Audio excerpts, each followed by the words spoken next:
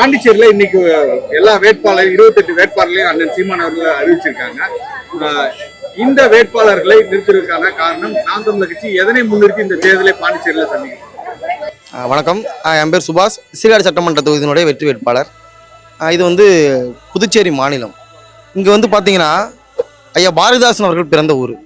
ஐயா பாரதிதாசன் அவர்கள் கற்பிக்கிறாங்க, நூலைப்படி சங்கத்தமிழ் நூலைப்படி காலையில் படி கடும் பகல் படி மாலை இரவு பொருள்படும்படி கற்பவை கற்கும்படி வள்ளுவன் சொன்னபடி கற்கத்தான் வேண்டும், அப்படி கல்லாதவர்கள் வாழ்வது எப்படி, அகம்படி அகப்பொருள்படி அப்படியே இன்பம்படி இறந்த தமிழ் நான்மறை மீண்டும் பிறந்ததென்று சொல்லும்படி அகப்பொருள்படி அதன்படி புறப்பொருள்படி நல்லபடி புகப்புக படிப்படியாய் புலமை வெறுமையின் சொற்படி சாதியனும் தாழ்ந்தபடி நமக்கெல்லாம் தள்ளுபடி சேது எப்படி நீ தெரிந்தபடி இல்லை என்றால் தீமை வந்துடுமே மறுபடி மறுபடி பொய்யிலே முக்கார்படி புரட்டிலே கார்படி வையகம் ஏமாறும்படி வைத்தில நூல்களை நீ ஒப்புவது எப்படி தொடங்கையில் வருந்தும்படி இருப்பினும் நீ ஊன்றிப்படி அடங்கா இன்பம் ஆகும் என்று சொன்ன ஆண்டோர் சொற்படி படி படி படிப்படியாய் படி படியேறி படி ஏறிய படியில் இறங்காமல் படி படித்த கல்வியை நாடும் வீடும் ஏடும் போற்ற படித்து வாழ்வாக என்று படி படி படி படி என்று எங்கள் பாரதிதாசன் அவர்கள் எழுப்பிய மண்.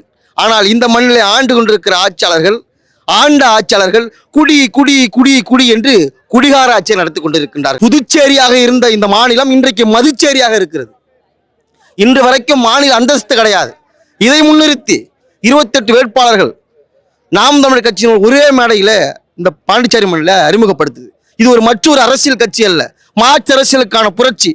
மதுவை மட்டும்தான் வைத்து அரசியல் செய்யும் என்ற நிலையை மாற்றி சுற்றுலாவை வைத்தும் இந்த பாண்டிச்சேரி மண்ணிலே அரசாங்கத்தை நடத்த முடியும். கடல் வளம், வேளாண்மை, சுற்றுலாத்துறை போன்றவற்றை மேம்படுத்தி வேலையே இல்லை என்ற நிலையை உருவாக்காத விதமாக அனைவருக்கும் வேலை கொடுத்து தற்சார்பு வாழ்வியலை மேற்கொண்டு இங்க இருக்கின்ற அனைவருக்கும் வேலை கொடுக்கும் விதமாக இந்த இடத்துல அண்ணன் சீமான் அவர்கள் பேசி சென்றிருக்கிறாரு.